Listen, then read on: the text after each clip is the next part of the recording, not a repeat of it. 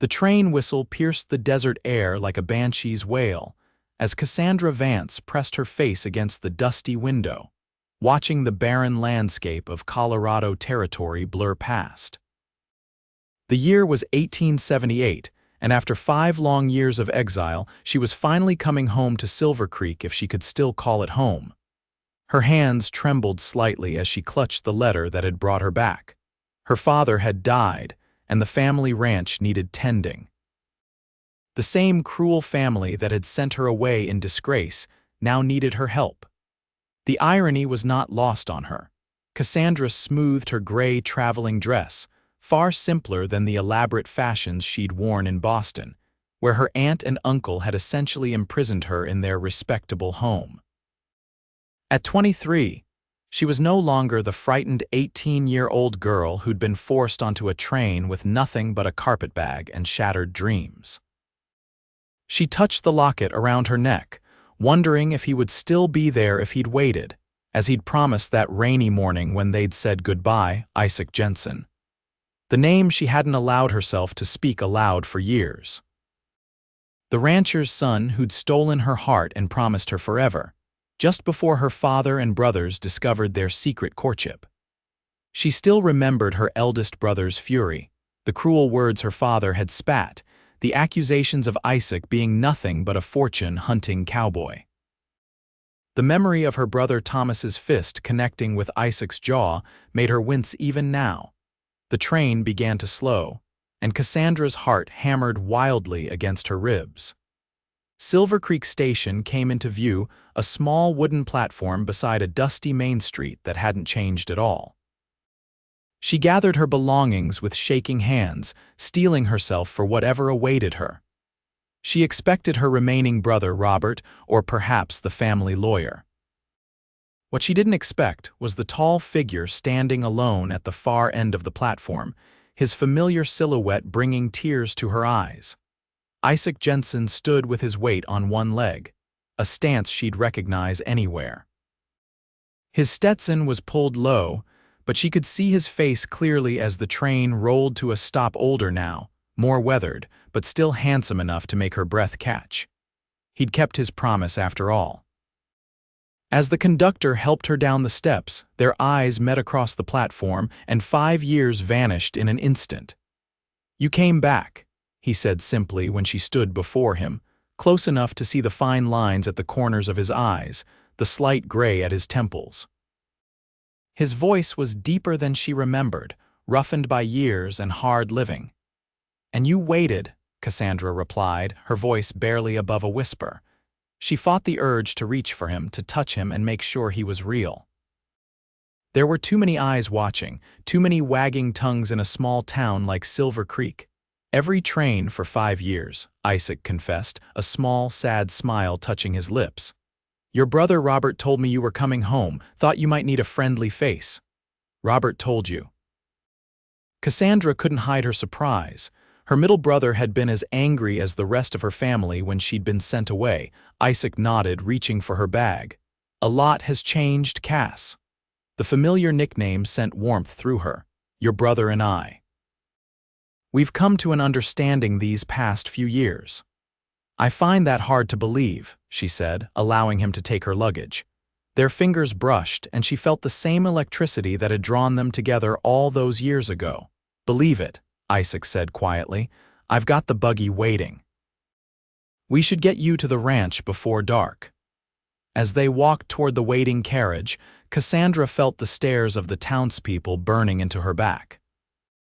No doubt they remembered the scandal, the youngest Vance girl, caught in a passionate embrace with Isaac Jensen, deemed unsuitable by her wealthy family. She'd been sent away for schooling according to the official story, but everyone knew the truth. "They're still talking," she murmured as Isaac helped her into the buggy. "Let them talk," he replied, his hand lingering on hers. "I stopped caring what people thought a long time ago." The ride to the Vance ranch was both familiar and strange. The land looked drier than she remembered, the cattle fewer. Isaac filled the silence with careful conversation, news of the town, changes to the land, neutral topics that skirted around the pain of their separation. "Your father's death was sudden," he said eventually as they turned onto the long drive leading to the ranch house. Hart gave out while he was checking the north pasture. Robert found him the next morning. Cassandra nodded, unsure how to feel.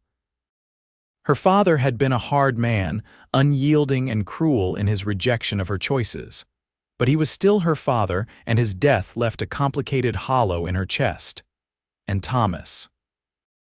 she asked, referring to her eldest brother, the one who'd been most vicious in his opposition to her relationship with Isaac. Isaac's jaw tightened. "Gone. Moved to California 2 years ago after he lost the east section of the ranch in a poker game. Robert's been running things since then, but he's struggling." The ranch house came into view, a sprawling 2-story structure that had once been the grandest home in the county. Now it looked tired, the paint peeling, the roof missing shingles. Like the rest of the Vance legacy, it was fading.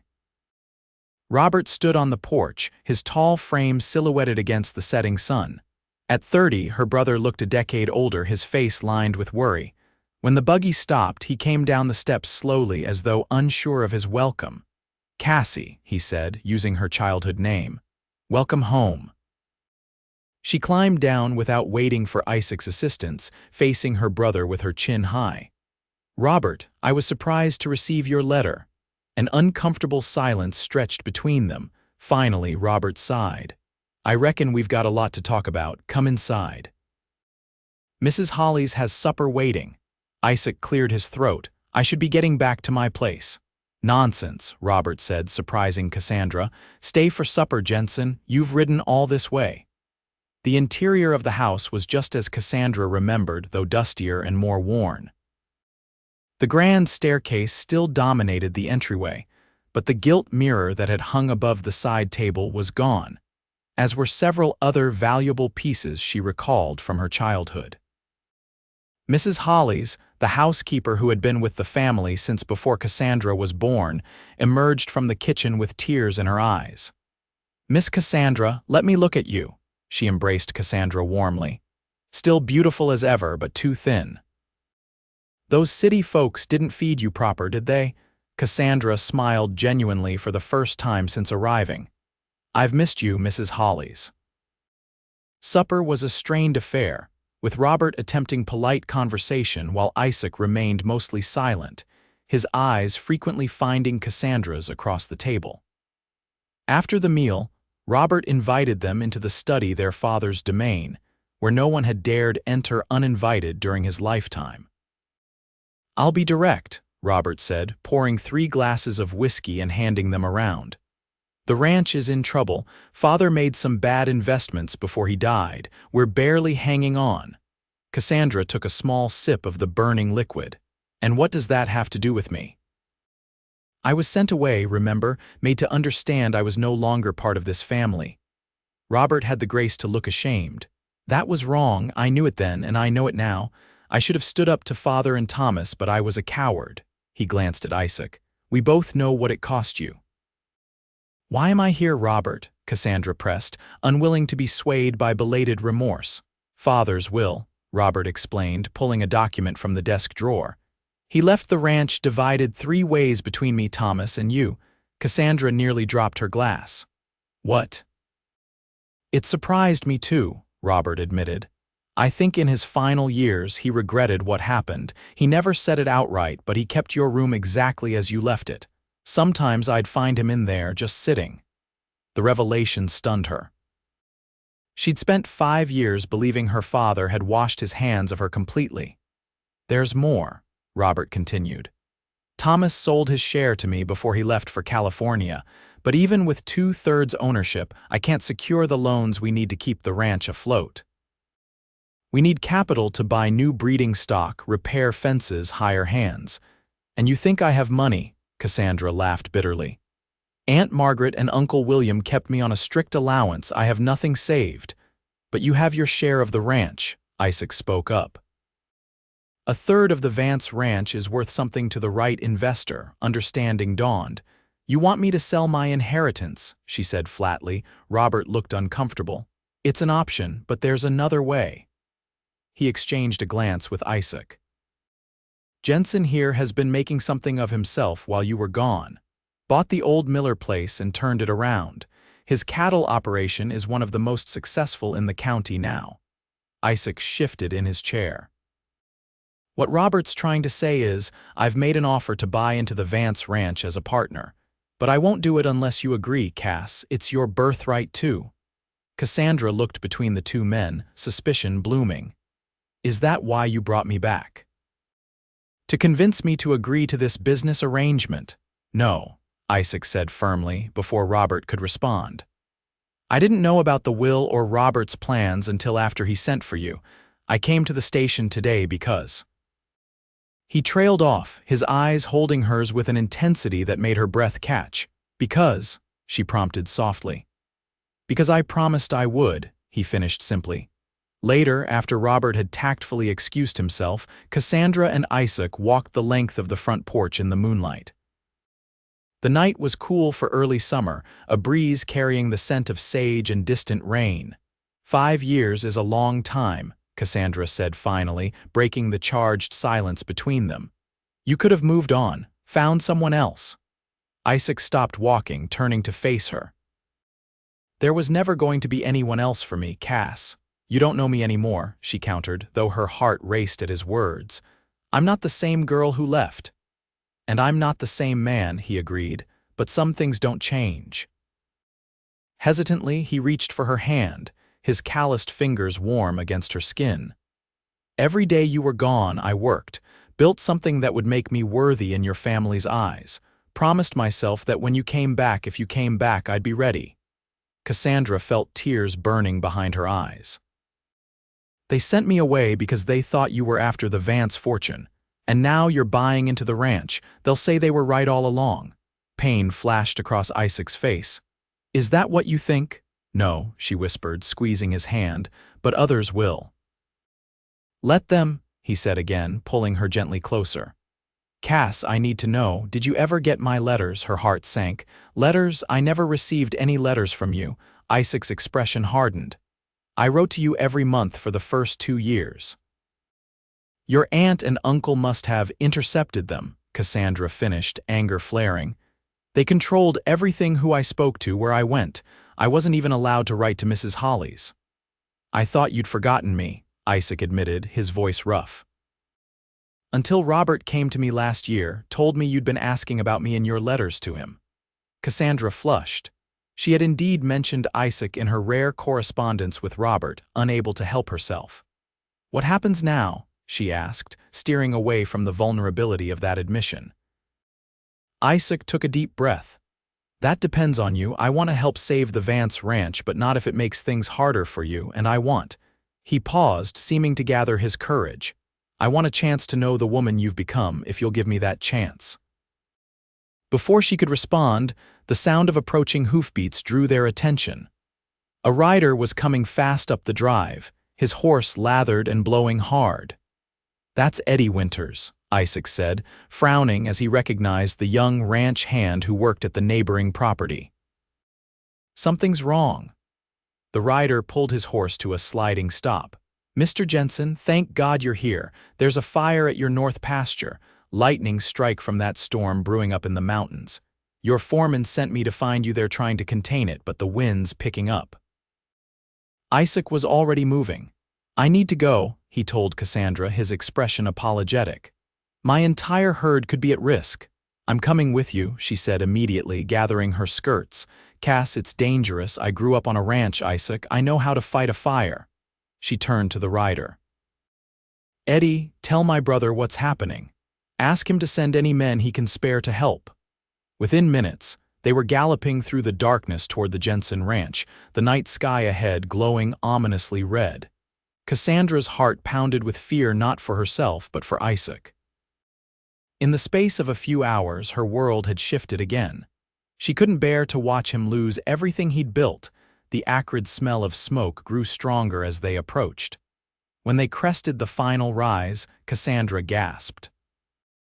The fire had already consumed a large section of pasture and was advancing on a stand of pine trees that separated the grazing land from Isaac's ranch house and outbuildings. A dozen men worked frantically, some beating at flames with wet blankets, others digging a firebreak with shovels.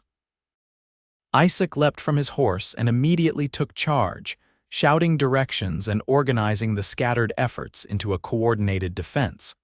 Cassandra dismounted and tied both horses to a wagon well away from the flames. She grabbed a shovel from the back of the wagon and joined the line of men digging the firebreak, ignoring their startled looks. Her fine traveling clothes were soon filthy and smoke-stained, but she worked without complaint, falling into the rhythm of the desperate battle against nature. Hours passed in a blur of heat, smoke, and exhaustion. More men arrived, Robert among them, bringing the Vance ranch hands. The tide slowly turned as they managed to create a wide enough break to halt the fire's advance toward the buildings. When the wind shifted shortly before dawn, they finally gained the upper hand. By sunrise, the fire was contained, though small pockets still smoldered and required attention. Cassandra sank onto an overturned bucket near the well, her entire body aching, her face streaked with soot. Isaac found her there, looking as exhausted as she felt. "You're full of surprises, Cassandra Vance," he said, sitting beside her and offering a dipper of water. "Not many society ladies would have done what you did tonight." She drank deeply before answering. "I was never meant to be a society lady. My aunt tried her best to turn me into one, but it never took." She gestured to her ruined dress. "I suppose this proves it." Isaac smiled, a genuine smile that reached his eyes despite his fatigue. "I lost about 50 acres of grazing land, but the herd is safe. Could have been much worse without your help, without everyone's help." He nodded toward Robert, who was speaking with Isaac's foreman nearby. "He's trying, Isaac," Cassandra said softly. "I think he genuinely regrets what happened." "I know, we've made our peace, more or less." Isaac ran a hand through his soot-darkened hair. "He was the first to reach out after your father fell ill last year, said he couldn't bear the thought of you coming home to the same hatred that drove you away." Cassandra felt a wave of emotion rise in her throat. "I never thought I'd come home at all," she admitted. "I believed that door was closed forever." Isaac's hand found hers, dirt-covered and blistered as it was. "Some doors never really close, Cass, not when you carry the key with you." He touched his chest over his heart. The moment was broken by Robert's approach. "Jensen, your foreman says they've got things under control now. We should all get some rest." He looked at his sister with something like pride. "You always were the toughest of us Vances, Cassie." "Hardly," she replied, but smiled at the unexpected compliment. "Come back to the house with us," Robert offered to Isaac. "You're in no state to do anything but sleep, and your place reeks of smoke." Isaac hesitated, then nodded. "Much obliged, I'll just check in with my foreman first." As they rode back to the Vance ranch in the early morning light, Cassandra felt a strange sense of homecoming deeper than what she'd experienced upon first arrival.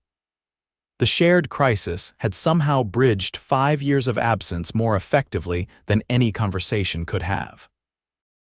The next few days passed in a whirlwind of activity.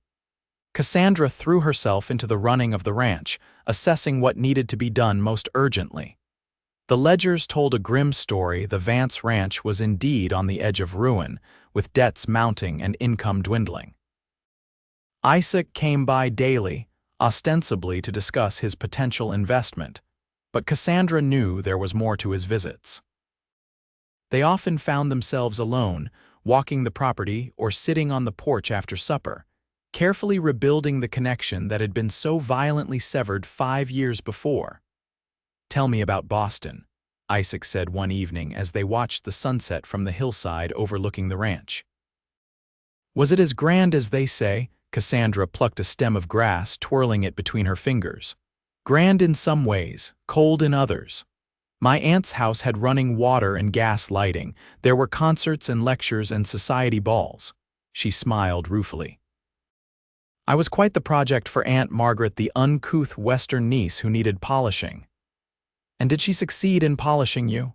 Isaac asked, his tone light but his eyes serious. "She taught me which fork to use and how to curtsy to a gentleman." "She dressed me in silks and taught me to speak French." Cassandra tossed the grass stem away. But no matter how many lessons or fine dresses, I was always the outsider, the charity case with the scandalous past. Isaac winced. I'm sorry, Cass. If I hadn't been so forward that day, don't, she interrupted. I've never regretted what happened between us, only the consequences. They both remembered that day all too clearly, the spring afternoon, when Thomas had found them embracing behind the stable, Isaac's declaration of love still hanging in the air. The ensuing confrontation had escalated until her father ordered her confined to her room while the men of the family decided her fate. 3 days later, she was on the train east, her tearful pleas ignored. I tried to see you, Isaac said quietly, before they sent you away. Your father had men watching the house. One of them broke my nose. Cassandra reached out impulsively, her fingers grazing his face where the injury had long since healed. I never knew that. He caught her hand, pressing it more firmly against his cheek. There's a lot we never got to tell each other. The air between them grew charged with unspoken feelings. Cassandra knew she was falling in love with him all over again, or perhaps she had never stopped loving him at all, but caution held her back. Too much had happened, too much time had passed. Robert wants to accept your offer, she said, reluctantly changing the subject. He showed me the terms, they're more than fair. Isaac nodded, letting her hand drop. And what do you want, Cass? I want the ranch to survive, she said honestly. It's all that's left of my family legacy. That's not what I meant. Cassandra met his gaze directly. I know what you meant, but I can't answer that question yet, Isaac. Everything's happening so fast. He accepted this with a nod, though disappointment flickered in his eyes. Take all the time you need. I've waited 5 years, I can wait a bit longer. A week after her return, Cassandra rode into town for supplies, accompanied by Mrs. Hollies. The housekeeper had insisted on coming along, ostensibly to help with the shopping, but Cassandra suspected she wanted to shield her from the town's curiosity. The whispers began as soon as they entered the general store. Women huddled together, stealing glances at Cassandra while pretending to examine bolts of fabric. The storekeeper, Mr. Dawson, was polite but distant as he filled their order. Don't you pay them no mind, Miss Cassandra, Mrs. Hollies muttered as they moved to the post office. Small-minded people with nothing better to do than gossip. I expected it, Cassandra replied, though the cold reception still stung. These were people she'd known all her life, now treating her like a stranger or worse, a pariah. At the post office they encountered Harriet Simmons, once Cassandra's closest friend. Harriet was now Mrs. Harriet Collins, her left hand resting on the slight swell of her pregnant belly as she collected her mail. Cassie, Harriet exclaimed, seemingly genuinely pleased to see her. I heard you were back. You look well. Eastern Living must agree with you. Harriet, it's good to see you, Cassandra replied warmly, grateful for the friendly face. I see congratulations are in order, Harriet beamed, patting her stomach. Our second. Emily is 3 now. She's with my mother today. They chatted for a few minutes about Harriet's family and life in town, carefully avoiding any mention of Cassandra's absence or return. As they were about to part ways, Harriet lowered her voice. I'm having a small gathering at my home tomorrow afternoon, just tea and cake. Would you like to come? Some of the old crowd will be there. Surprised and touched by the invitation, Cassandra accepted. Perhaps rebuilding her place in the community wouldn't be as difficult as she'd feared. The next afternoon, however, proved her wrong. The small gathering was clearly arranged specifically to satisfy curiosity about her return. The women peppered her with questions thinly disguised as concern, fishing for details about her time away and her current situation. We were all so worried when you left so suddenly for school, said Beatrice Miller, whose husband owned the bank.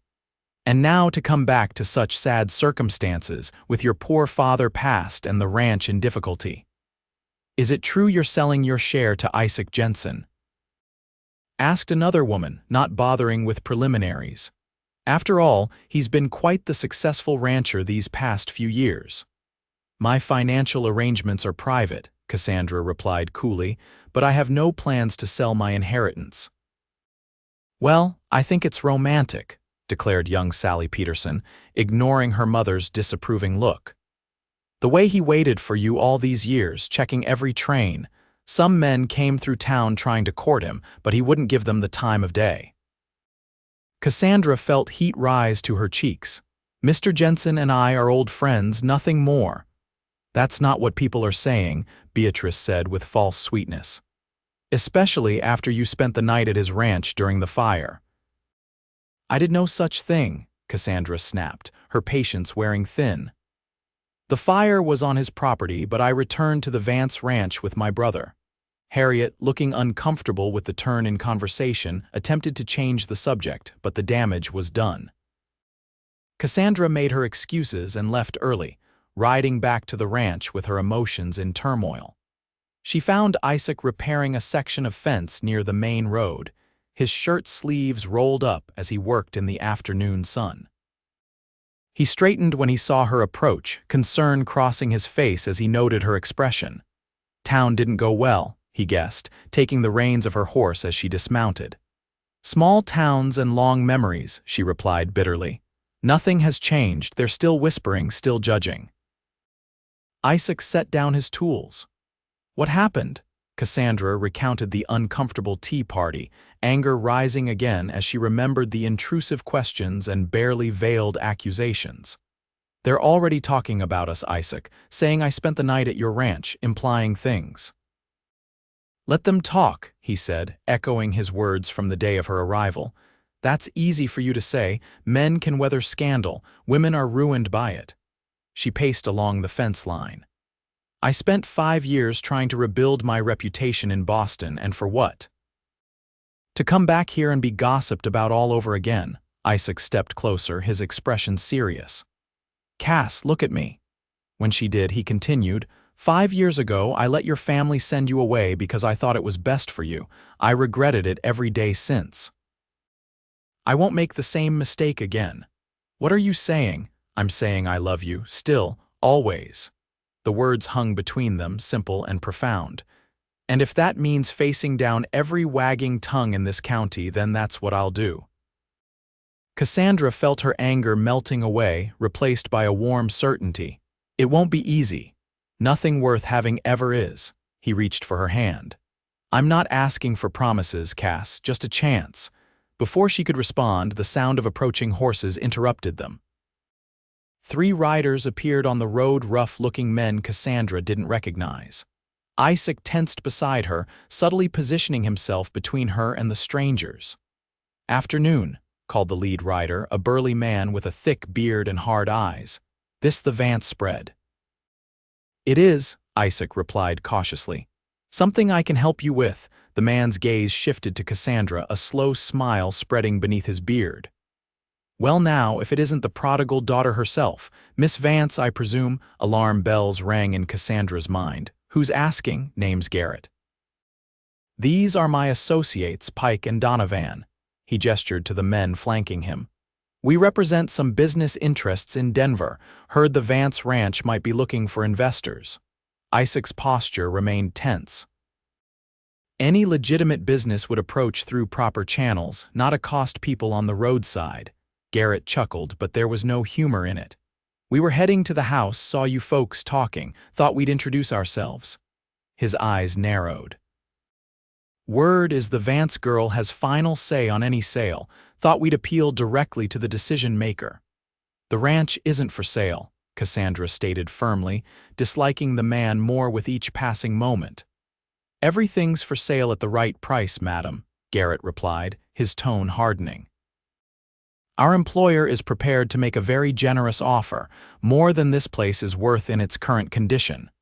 "As the lady said, it's not for sale," Isaac repeated. "Now, if you gentlemen will excuse us, we have work to do." The 3 men exchanged glances. "Think on it, Miss Vance," Garrett said, ignoring Isaac. "We'll be in town at the hotel for 3 days. After that, the offer expires and things might get considerably less friendly." With that thinly veiled threat hanging in the air, they wheeled their horses around and rode away, leaving Cassandra and Isaac staring after them in troubled silence. "I don't like this," Isaac said once the riders were out of earshot. "Those weren't legitimate businessmen." "Who do you think they really are?" Cassandra asked, a chill running down her spine despite the warm afternoon. "Land grabbers, most likely. They've been moving through the territory, buying up struggling ranches for Eastern Interests railroads, mining companies." Isaac's jaw tightened. "When people refuse to sell, accidents tend to happen. Cattle disappear, buildings burn. You think they'd resort to violence? I know they would." Isaac looked grim. "The Coleman place west of here burned to the ground last month after old man Coleman refused to sell. Sheriff called it an accident, but everyone knows better." Fear knotted in Cassandra's stomach. "We should tell Robert." "We will," Isaac agreed, helping her back onto her horse. "And then we need to make plans. If they're willing to approach you directly like this, they're not going to take no for an answer easily." That evening, after dinner, Robert, Isaac, and Cassandra gathered in the study to discuss the troubling encounter. Robert paced the room, agitated after hearing their account. "This matches what I've been hearing from other ranchers," he confirmed. "These men represent someone with deep pockets and few scruples. The railroad's been buying up land for a new spur line, but they usually negotiate through lawyers, not hired thugs." "Could be mining interests," Isaac suggested. "There have been rumors of silver deposits in the hills north of here." "Whatever they are after, we need to be prepared," Cassandra said firmly. "I won't be intimidated into selling my family's land." Robert stopped pacing, looking at his sister with newfound respect. "The Cassie I remember would have been terrified by men like that." "I'm not 18 anymore," she replied simply. "And I've learned that showing fear only invites more bullying." Isaac nodded approvingly. "We should alert the sheriff anyway, make it official that we've been threatened." "Fat lot of good that will do," Robert scoffed. "Sheriff Tate hasn't enforced a law in this county since before the war. He's either in someone's pocket or too old to care." "Then we handle it ourselves," Cassandra decided. "We need more men on the property, increase patrols, especially at night." "I can bring some of my hands over," Isaac offered. "Between your men and mine, we can keep an eye on things." Robert hesitated, then nodded. "Agreed." "But Cassie, I want you to be careful. Don't ride out alone, not until we know what these men are capable of." She started to protest, but saw the genuine concern in both men's faces. "Fine. But I won't hide in the house either. This is my ranch too, and I intend to protect it." The next few days passed in tense vigilance. Isaac's men joined the Vance hands in patrolling the property borders, while Cassandra and Robert reviewed the ranch's financial situation, looking for any way to improve their position without selling land. "If we could secure a small loan, just enough to buy breeding stock and make critical repairs, we could turn things around within a year," Cassandra said, running her finger down a column of figures in the ledger. Robert shook his head. "Already tried the bank. Beatrice Miller's husband turned me down flat, said the risk was too great given our current debts." "What about Jensen's offer?" she asked carefully. "His investment would solve our immediate problems." "It would," Robert agreed. "But I won't agree to it unless you're completely comfortable with the arrangement. This is your home too, Cassie. I won't make decisions about your future without your consent, not like Father did." Cassandra's throat tightened at this acknowledgement. "Thank you for that," she said softly. "I need to think about it a bit longer." That afternoon, Cassandra sought out Isaac, finding him in the stables checking on his horse. He looked up as she entered, a smile warming his features. "Just the person I wanted to see," he said. "I was thinking about riding up to the north pasture to check fences. Care to join me? With an appropriate chaperone, of course," he added with a wink. Nodding toward one of his ranch hands who was saddling horses nearby, Cassandra laughed. "I think we're well past the age of needing chaperones, Isaac. Try telling that to Mrs. Hollies. She gave me quite the lecture yesterday about proper behavior." His eyes danced with amusement. "Apparently, I'm not to keep you out past sunset or your reputation will be beyond salvaging." My reputation was beyond salvaging the moment I stepped off that train, Cassandra replied, but there was no bitterness in her tone. She had begun to care less about the town's opinion with each passing day. They rode out together, the ranch hand following at a discreet distance. The June day was perfect clear blue sky, wildflowers dotting the meadows, a gentle breeze keeping the heat at bay. For a while, they could almost forget the threats hanging over them. "I've been thinking about your investment offer," Cassandra said as they reached the ridge overlooking the north pasture. Isaac kept his expression carefully neutral. "And I want to accept it, but I need to know something first." She turned in her saddle to face him fully. "Are you doing this because you believe in the ranch or because of what's between us?" "Both," he answered honestly. "The Vance Ranch has good land and good water. With proper management and investment, it could be profitable again. That's the business side." His voice softened. "But yes, Cass, I'd be lying if I said my feelings for you weren't part of it. I want to build something with you, not just a business, but a life." His candor touched her deeply. "That's what I needed to hear." They dismounted to inspect a section of damaged fence.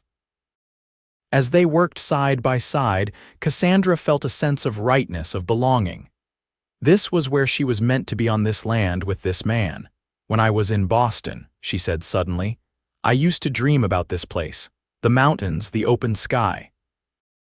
In my dreams, I was always riding across the pastures with you beside me." Isaac paused in his work, his eyes meeting hers. "I had similar dreams. Only in mine, we were sitting on the porch of a house watching the sunset, children playing in the yard." The image made her heart ache with longing. "That sounds like a good dream." "It could be more than a dream, Cass," he said quietly, setting down his tools and moving closer to her. "If you wanted it to be." The moment stretched between them, fraught with possibility. Cassandra found herself leaning toward him, drawn by the same magnetic pull she'd felt 5 years ago. This time, there was no one to stop them, no family to tear them apart. Isaac's hand came up to cup her cheek, his touch gentle as a whisper. "May I kiss you, Miss Vance?" he asked, his voice husky. "Yes," she breathed, closing the distance between them. His lips met hers in a kiss that was both familiar and new, the fulfillment of years of waiting and hoping. Cassandra melted into him, her arms sliding around his neck as his encircled her waist. For one perfect moment, the past was healed, the future bright with promise. When they finally broke apart, both breathless, Isaac rested his forehead against hers. "I've been wanting to do that since you stepped off that train," he confessed. Cassandra smiled. "What took you so long?" Their ride back to the ranch was filled with a new energy, a sense of possibilities opening before them. They had nearly reached the main house when they saw the commotion, men on horseback in the yard, Robert gesturing angrily, voices raised in argument. Garrett and his men had returned, and this time they'd brought reinforcements. 6 riders altogether, all armed, surrounding Robert like wolves circling prey. "Stay back," Isaac told Cassandra sharply, but she was already urging her horse forward, fear for her brother overriding caution. "What's happening here?" she demanded as they rode into the yard. Garrett turned, his expression darkening when he saw Isaac. "Family discussion, Jensen. Don't concern yourself." "This is my land too," Cassandra stated, dismounting and moving to stand beside Robert. "Whatever you have to say, you can say it to all of us." "Fine," Garrett snarled, his false courtesy evaporating. "Our employer's patience is running out. He wants an answer now. $10,000 for the entire spread, which is more than generous considering its condition." Robert's face was flushed with anger. "And I told you we're not selling. Not to you, not to anyone." "That's a mistake," Garrett said, his hand moving suggestively toward his holstered pistol. "Bad things happen to people who make mistakes like that." Isaac had dismounted as well, moving to flank Cassandra's other side. His ranch hand had circled around behind them, rifle at the ready. 6 against 3 isn't good odds, Garrett," Isaac said calmly, "but we'll take them if we have to." Tension crackled in the air as both sides measured each other. Cassandra held her breath, acutely aware of how quickly the situation could turn deadly. Then, unexpectedly, the sound of more approaching riders broke the standoff. A group of men rode into the yard, Isaac's foreman leading a dozen ranch hands, all armed. They had been scheduled to change patrol shifts and arrived at the perfect moment. Garrett assessed the new arrivals, his confidence visibly wavering as the odds shifted dramatically against him. After a tense moment, he spat on the ground. "This isn't over," he growled. "Not by a long shot." "I think it is," came a new voice as another rider entered the yard. Sheriff Tate, older than Cassandra remembered but still imposing in his weathered way, sat tall in his saddle. "These folks have made their position clear, Garrett. Time for you and your men to move on." Surprise rippled through the yard. The sheriff's sudden appearance and apparent willingness to intervene was unexpected by all. Garrett's eyes narrowed. "Since when do you take sides, Tate?" "Since I got a telegram from the federal marshal's office this morning," the sheriff replied, producing a paper from his vest pocket. "Seems they're very interested in a group of men matching your descriptions. Something about intimidation, arson, and possibly murder over in Mineral County." Color drained from Garrett's face. Without another word, he signaled to his men and they rode out of the yard at a fast trot, dust billowing behind them. Once they were gone, Robert turned to the sheriff in confusion. "What just happened?" "Last I heard, you weren't inclined to get involved in these land disputes." Sheriff Tate dismounted slowly, his joints creaking with age. "Let's just say I received some compelling information recently." He glanced at Isaac, something unspoken passing between them. "Besides, the Vance family has been in this valley as long as I have. Didn't seem right to let outsiders run you off." Later, after the sheriff and most of the ranch hands had departed, Cassandra cornered Isaac in the stable. What did the sheriff mean about compelling information? Did you have something to do with his sudden change of heart? Isaac looked slightly embarrassed. "I might have sent a wire to an old army friend who works with the federal marshals, asked him to make inquiries about Garrett and his group." He shrugged. "Turns out they're wanted in connection with some ugly business over in Mineral County. The telegram the sheriff received was real enough." Cassandra stared at him in amazement. "You did all that without telling us?" "I wasn't sure it would lead anywhere," he admitted. "But I couldn't just sit by and watch them threaten all of us." Impulsively, she stood on tiptoe and kissed him. "Thank you," she whispered against his lips. That evening, after a celebratory dinner where relief made everyone more talkative and light-hearted than usual, Robert, Isaac, and Cassandra gathered once more in the study. This time, however, the atmosphere was far different from their previous worried conference. "To the Vance Jensen partnership," Robert toasted, raising his glass. "May it bring prosperity to both our families." They had spent the afternoon finalizing the details of Isaac's investment with Cassandra's full approval. The arrangement would give Isaac a quarter share in the ranch, with the remaining 3/4 split between Cassandra and Robert. More importantly, it would provide the capital they desperately needed while keeping the land in their control. "There's something else I'd like to discuss," Isaac said after they'd sipped their drinks. His gaze settled on Cassandra, a hint of nervousness visible beneath his usual confidence. "A more personal partnership." Robert looked between them, understanding dawning. "I think this is my cue to make myself scarce," he said, finishing his drink and heading for the door. He paused beside Cassandra's chair, placing a hand briefly on her shoulder. "For what it's worth, Cassie, I think Father was wrong about him. Always did." When they were alone, Isaac moved to kneel beside Cassandra's chair, taking her hands in his. "I had a whole speech planned," he said ruefully, "but now that the moment's here, I find I can't remember a word of it." Cassandra's heart raced. "Isaac, wait," he interrupted gently. "Let me try to get this right." He took a deep breath. 5 years ago, I watched you being taken away and I made 2 promises to myself. First, that I would become a man worthy of you, someone with enough substance and character that even your father couldn't object.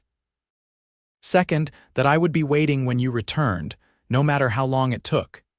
He reached into his pocket and withdrew a small velvet box. "I've been carrying this for 3 years," he confessed, opening it to reveal a delicate gold ring set with a small but perfect diamond. "I bought it when I sold my first herd at a profit, kept it as a reminder of what I was working toward, who I was working for." Tears filled Cassandra's eyes as he continued. "I know we've only been reunited for a short time, and maybe this is too soon. But I've loved you for 5 years without seeing your face or hearing your voice. Now that you're here, now that I know the woman you've become is even more remarkable than the girl I remembered, I can't wait any longer." His voice grew husky with emotion. "Cassandra Vance, will you do me the great honor of becoming my wife?"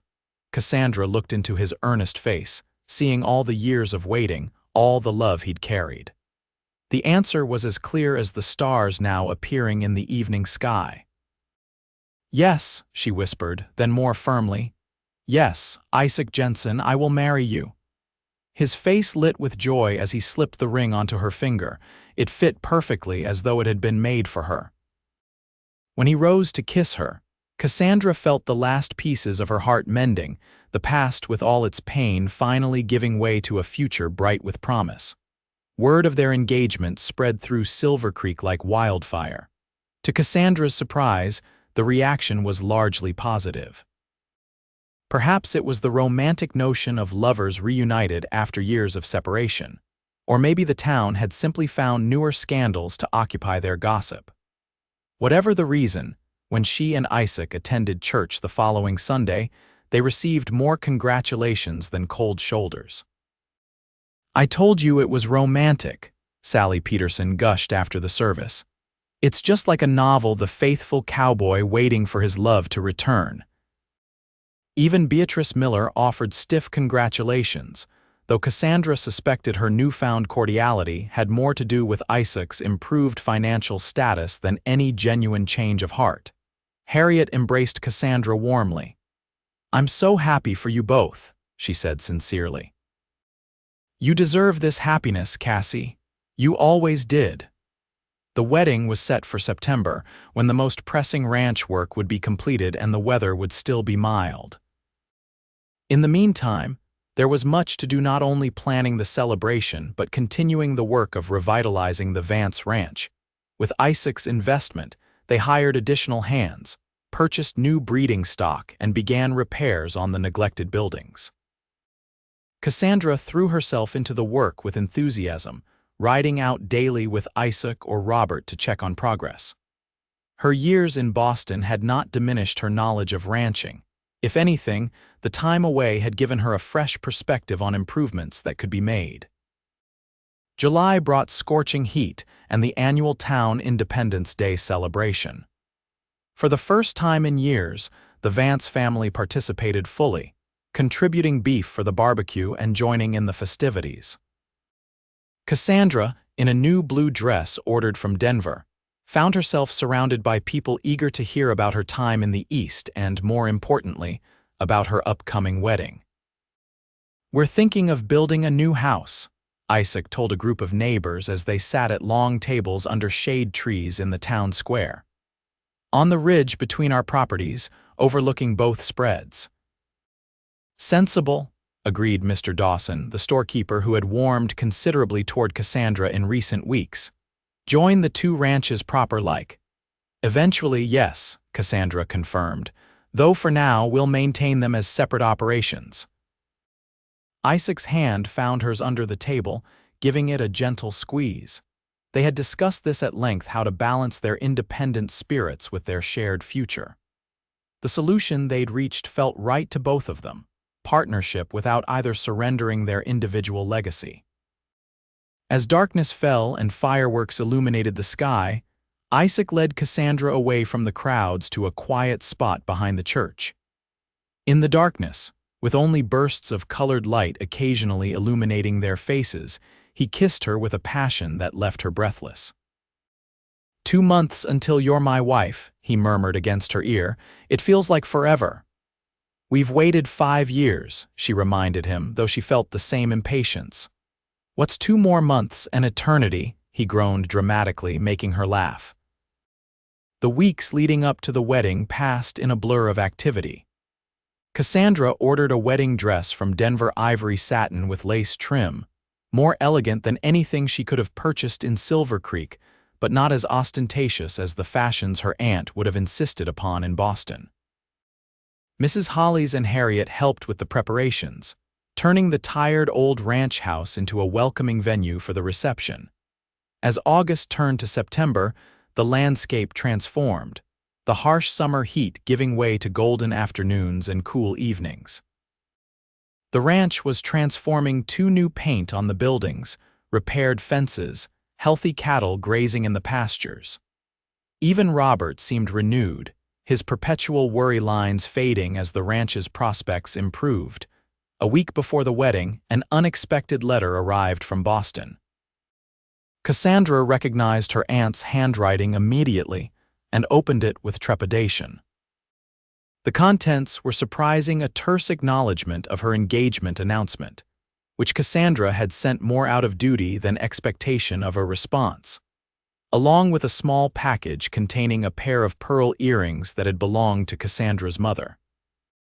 "I suppose this is her way of offering an olive branch," Cassandra told Isaac as they sat on the porch that evening, the letter in her lap and the earrings glinting in their velvet box.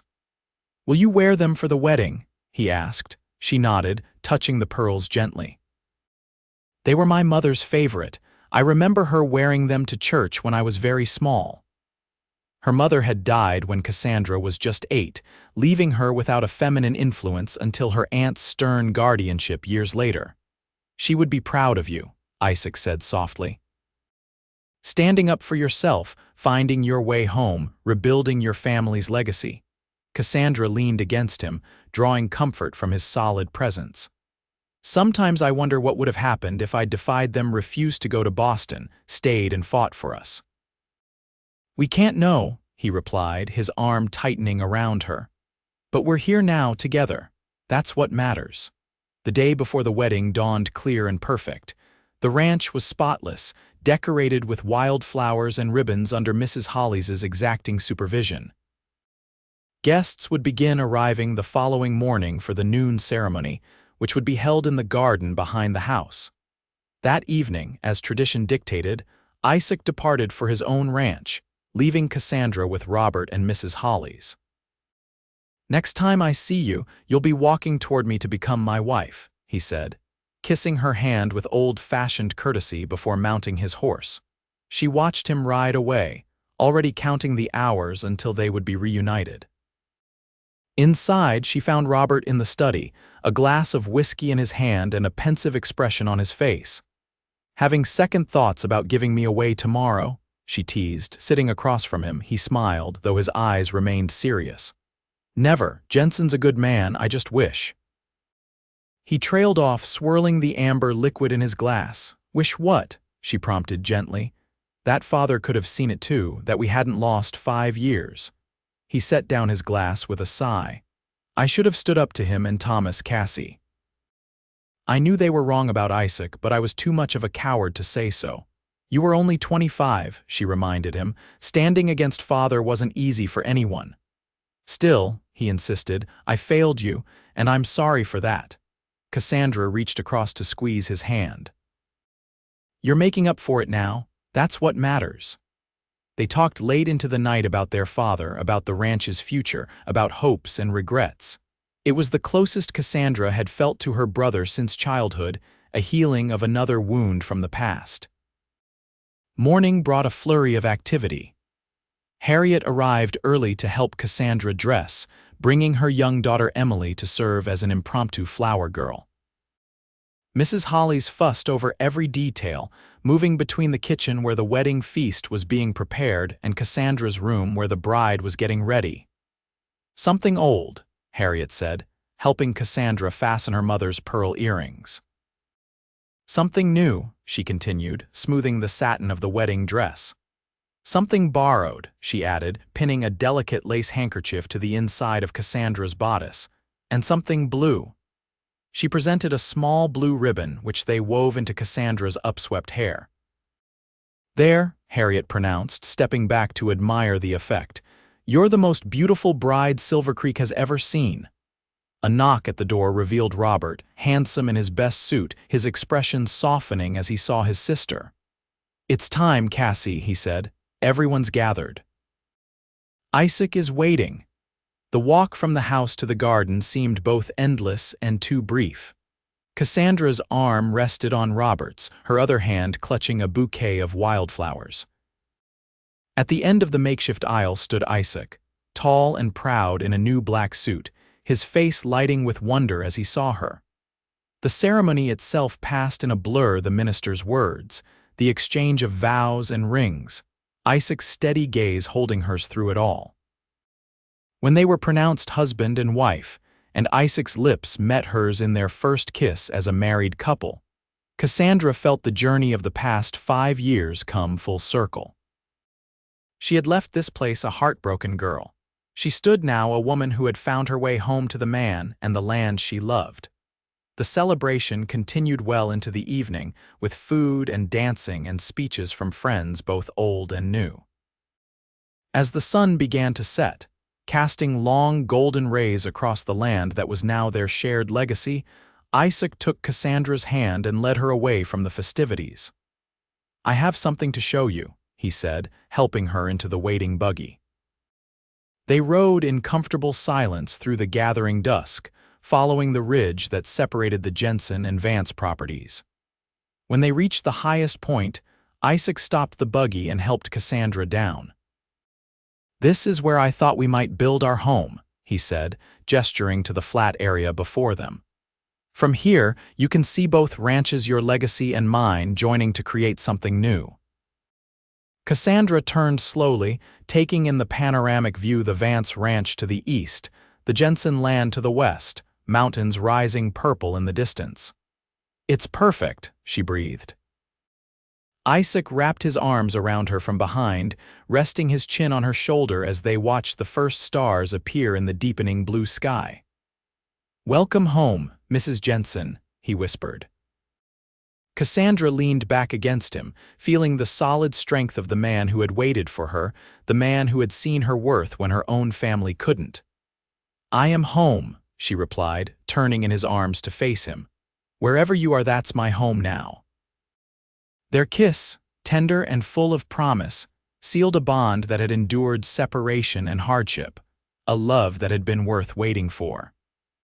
As they returned to the celebration, to the friends and family gathered to wish them well, Cassandra knew with absolute certainty that she had found her place in the world, not in Boston's refined society, but here on this wild, beautiful land, with this steadfast man by her side. A year later, Cassandra stood on the porch of their newly completed house on the ridge, watching as Isaac rode in from the north pasture. Her hand rested on the gentle swell of her belly, where their first child grew. The Vance Jensen Ranch was thriving, the combined operations proving more successful than either had been separately. Robert had found happiness as well, courting and recently marrying a widow from a neighboring town.